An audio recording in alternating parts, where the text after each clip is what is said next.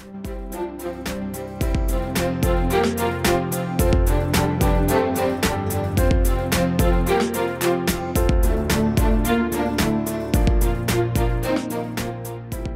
morning everyone, it's AJ back for another video.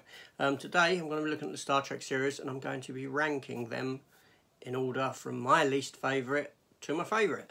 Now obviously this list is my opinion, no one else's. Everyone else's opinion is going to differ, which opens up the floor for a nice discussion.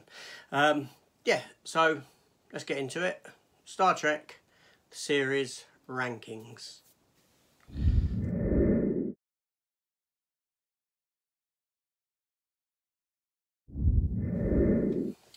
Okay, before I get into my thoughts, if you're new to the channel, please consider subscribing. The channel's only about a month and a half old, 2 months old, producing quite a bit of content, getting the channel off the ground, and your support would be greatly appreciated. Also, please leave a comment, and I'll get back to, well, all comments that are made. Also, hit the notification bell to keep apprised of all my upcoming content, because there will be some. So yeah, so let's get started. So, Star Trek. Okay, so in last place, probably to the surprise of many, I'm going to have to put Star Trek Picard. Yeah, Star Trek Picard, obviously came out in 2020. It's probably the newest Star Trek series. It ran for, well, season 1 had 10 episodes. We are awaiting season 2. That's not hit yet. Now, it was great to see Patrick Stewart back in the role of Picard. And from the first episode, it seemed like, you know, we were going to get something grandiose. You know, there was some great acting performance by Patrick Stewart as Jean-Luc Picard. Unfortunately, the programme didn't really deliver. It was quite boring. It was boring. The support cast were very mediocre. There was not really anyone of interest.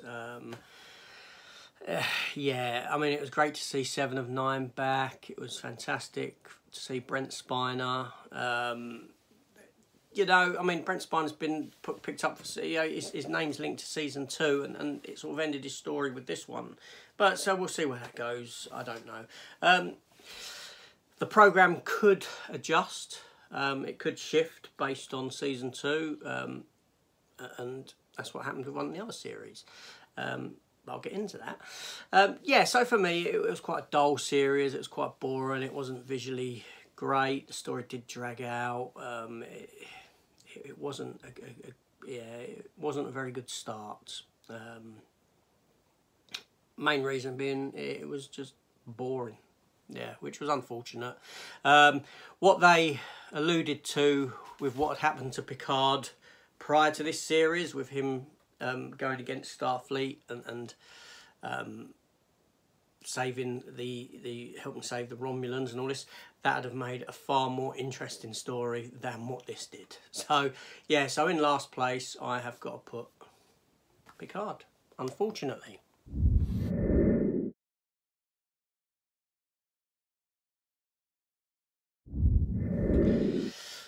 Next up comes my 7th spot. Okay, in number 7, Star Trek Discovery. Yes, another of the new era Star Treks. Again, this had a very rocky start. The first season had some good ideas in there, but the change up to the Klingons, the Klingon language, again, the characters, the bridge crew, there's nothing that identifies these characters. It's you know, Michael Berman as a character was too good at everything. You had some great cast members in there. Jason Isaacs was fantastic. Michelle Yeoh was good. You know, yeah, Saru was fantastic. But overall, the support cast around that are not very memorable. There's a lot of politics within the show and all this sort of stuff. Yeah, it had a very bad start. But then season 2 came around, and season 2 did elevate the programme. Anson Mount was brought in as Captain Christopher Pike, and he straight away brought a bit of gravitas to this programme, to the role. and you wished you was watching more his show than what you was this show. He was fantastic in it, you know. Spock was brought in. Thought that was a bad idea at first, but to be fair, that became all right. And then with season 3, they retroactively altered the show into what people had actually wanted first off.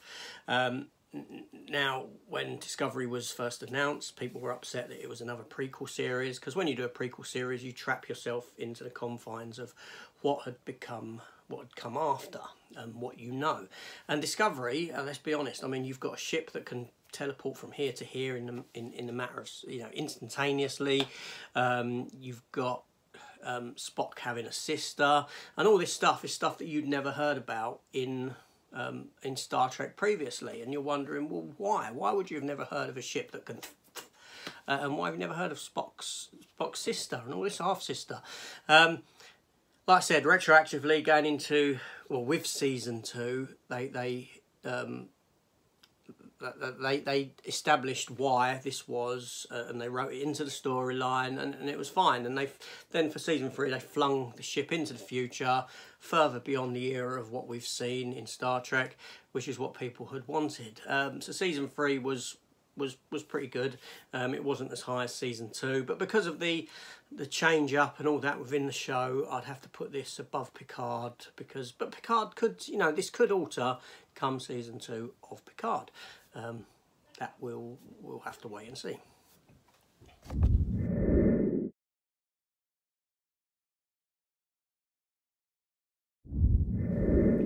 Now, in 6th place, released in 1995, we had Star Trek Voyager.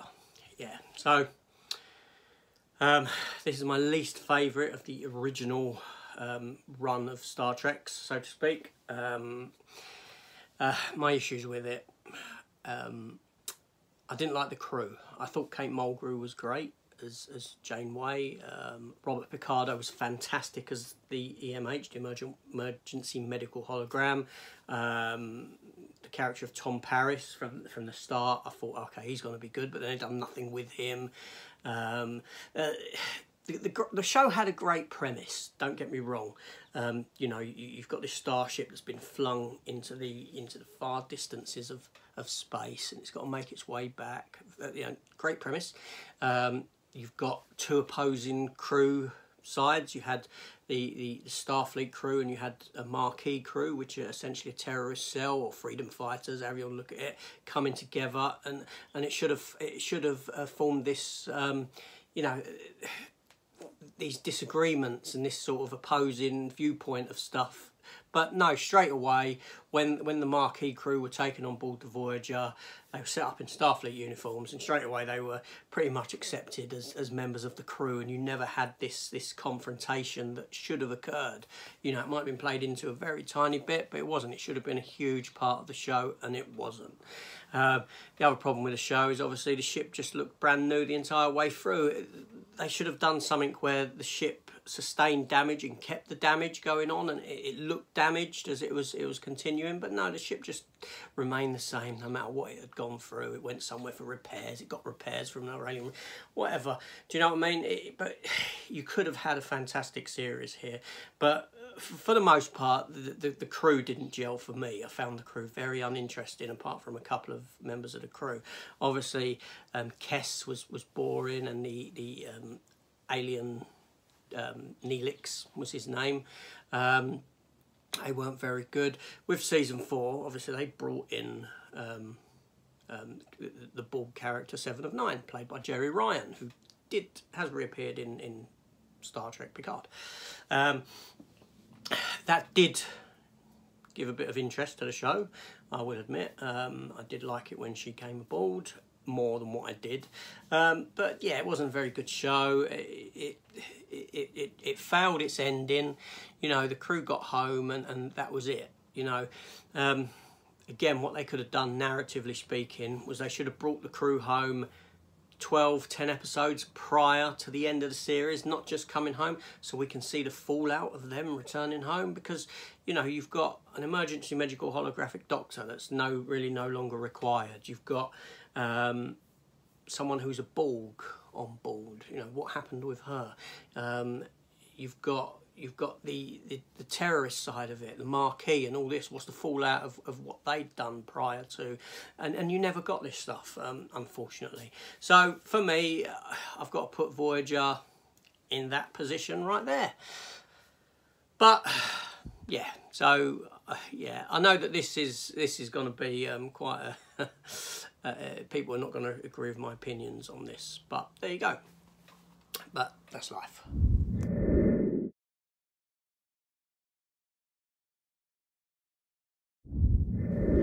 So up next, in my 5th spot, I'm going to put Lower Decks. Star Trek Lower Decks, the new series. We've only had 10 episodes of it. Well, no, saying that, we've had about 12 now. The new series has literally just dropped. Yeah, so Star Trek Lower Decks, the animated series, comedy series. It's a lot of fun. It plays into, you know, it's set in that era of Star Trek that everyone loved, which was the Next Generation era of Star Trek, after what we've seen. You do have appearances by characters like Riker and this sort of thing. The programme delves into, you know, the lower decks, the people you don't ever see, the ones in the background and all this sort of thing of the show. And it plays it for laughs, and you know, it delves into the history of Star Trek. You've got little nods here and there to stuff that's occurred and aliens you haven't seen for ages, and even down to the toys that were made and this sort of thing. Yeah, it's a very fun series. I can understand, you know, Star Trek purists might be like, you know what I mean? But yeah, no, for the most part, it's a very enjoyable series. Looking forward to season 2. So that's that spot there.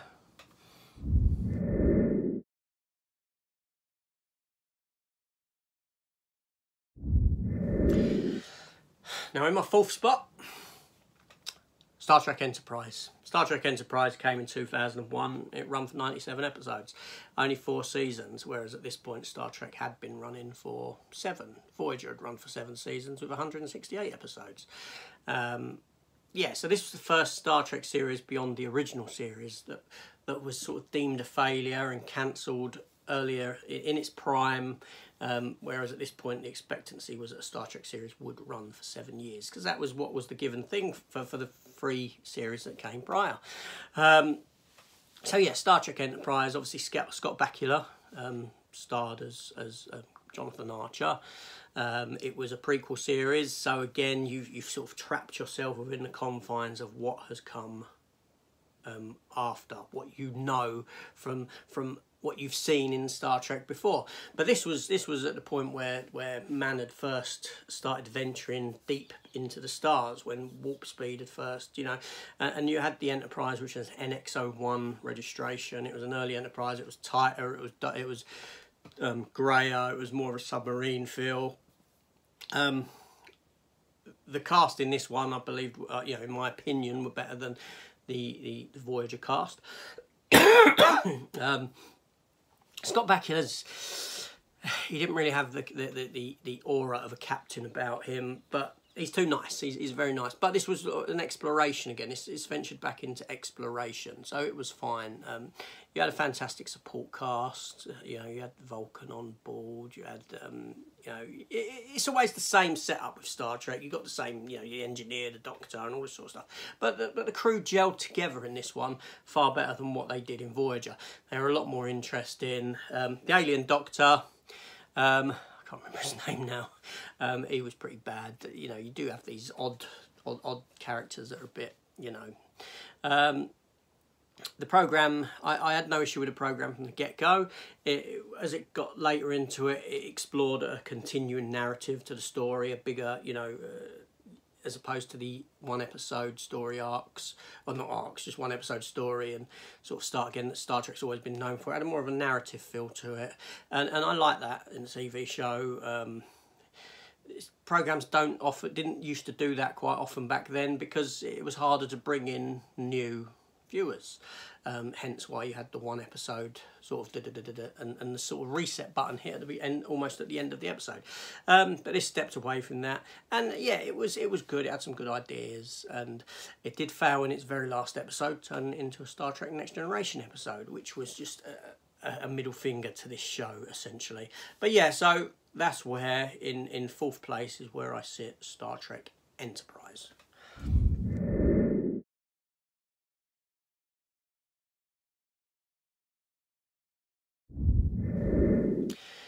Now, probably to the surprise of many, in third place, I'm going to have to put Star Trek, the original series.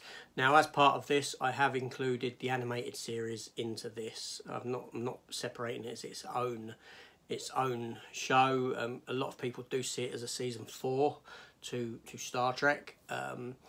But so I'm sort of including it as one in the whole. Now, Star Trek, the original series, came at us in 1966 and it ran for 80 episodes. The animated series came in 1973 with 22 episodes. But yeah, so let's lump them together. Fantastic cast, fantastic crew, don't get me wrong. You know, the films are some of my favourite films ever. I love the Star Trek films. But for me, 1966 was a bit early.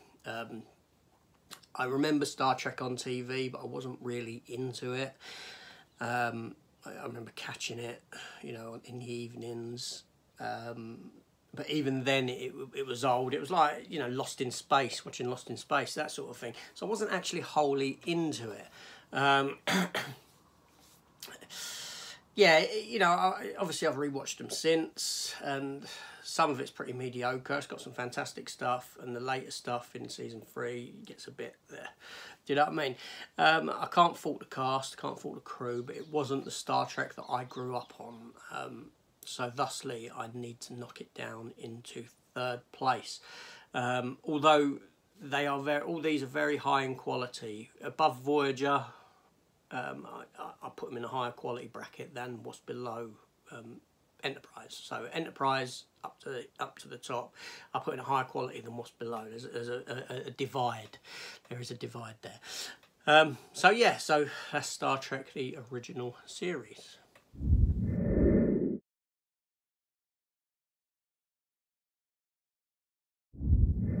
Now, second place. I'm going to get shot for this. Star Trek Next Generation, 1987, 176 episodes. Yes, so this was the reboot of Star Trek for TV. You had Patrick Stewart cast as Jean-Luc Picard, a completely different type of actor, completely different type of captain than what we'd known in the Star Trek films, and, you know, Captain Kirk's brash behaviour and all this. Picard was more of a leader, more of a thinker. He wasn't so much the action man, this sort of thing. You had Will Riker to fulfil that role, Jonathan Frakes' character. You had Data, you know, the android on board, played by Brent Spiner, fantastic. Michael Dorn played Worf. Yes, you had a Klingon on board the vessel. Now, up to this point, this was unheard of. This was unseen because the Klingons were the enemies of Starfleet. You come to the Next Generation, and it's jumped forward in time by a couple of 100 years, and you've got a Klingon serving on board Starfleet. So, yeah, it was great. It was great. The first season was very mediocre. It was rubbish. It was awful. It's got very little rewatchability to it. Second season, again, not fantastic, but all the Star Trek seemed to suffer with this sort of a thing. But then season 3, you know, when you had stories like The Best of Both Worlds and the introduction of the Borg and all this sort of stuff, you know, the programme hit its stride. It had a fantastic ensemble cast, and it had great side characters like Miles O'Brien, you know, who would later on go into Star Trek Deep Space Nine as a primary character. He actually appeared in the very first episode of Star Trek Next Generation, and becomes a lead in the next ongoing series. So, yeah, it was great for its world building. It was fantastic. This set up the whole world of Star Trek in the future, and everything that came after it, you know, followed this template and this world building, and it was great. It was great. It gave us some fantastic episodes. Brilliant series, great on rewatching. Like I said, the first couple of series weren't very good. For the most part, this was, you know, and it's got some very good standout episodes within it, you know, that are very memorable. It's got great rewatchability factor to it. Going past the first couple of seasons. Yeah, this is a glorious show. Do you know what I mean? yeah, the Enterprise D and all that. So yeah, so in second place, and yeah, is Star Trek: The Next Generation.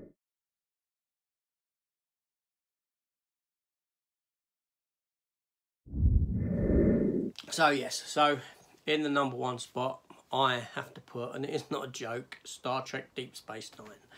Yes, now Star Trek Deep Space Nine came out in 1993. It started prior to the end of The Next Generation. They overlapped by about a year. This ran for 173 episodes. Next Generation ran for 176. This was a darker take on Star Trek. Some people say that it was, you know, it copied Babylon 5, as in J. Michael Straczynski had taken the idea of Babylon 5 to the start to Paramount. Paramount stole the idea. I love Babylon 5 as well. So, you know, for me it was a win-win because I had 2 space station set shows that I loved. So, yeah. Now, Deep Space Nine was obviously set on a Cardassian-built space station that orbited or was near the planet of Bajor, at the edge of known space, the edge of the Alpha Quadrant. And lo and behold, there's a wormhole that appears leading further afield into space. So it was a great setup for a show in that, you know, you could travel through this wormhole and you can go to places and new alien races that you've never seen. You can create all this sort of stuff. So that was a great story idea there. The cast in this one, I loved Avery Brooks. I thought he was fantastic as Benjamin Sisko. He was the most military style captain. He you know, he did keep a divide from his crew. There was, you know, distinct separation. He acted like how I can imagine a commander, he was a commander at first, act. The support cast I thought were all fantastic. There's not one member of this crew that I didn't like, and they all shone. You know, Quark, Odo, Julian Bashir, Miles O'Brien, Terry Farrell as the symbiote. You know, it was all fantastic. The show did sort of, as it went on, you did notice this sort of pairing up of characters. You know, you had a strong friendship between Miles O'Brien and Dr. Julian Bashir. You had a strong friendship between, well, a love-hate friendship between Quark and Odo. You know, there was this sort of pairing dynamic within the cast of this show, which would really happen in real life, in that people would become strong friends into, you know, yeah, later seasons saw Worf brought into the show over from Star Trek Next Generation, to help with boost ratings. It was a great addition to the show, and you saw the show get its own military vessel, which I can't remember the name of. The Defiant. Yeah, the USS Defiant, which had its own cloaking ability, which went against what Starfleet wanted. The show was, like I said, it was a lot darker, it was a lot grittier, it did tonally deal with storylines that Star Trek generally wouldn't do. The programme, I don't think it's what Gene Roddenberry had envisioned for Star Trek, but I like that darker side of it, that exploration of darker character, darker themes. Yeah, for me, you know, the space station, it was lovely, the setting was lovely. I had no issue with it. I loved this series, and later on it done its own thing.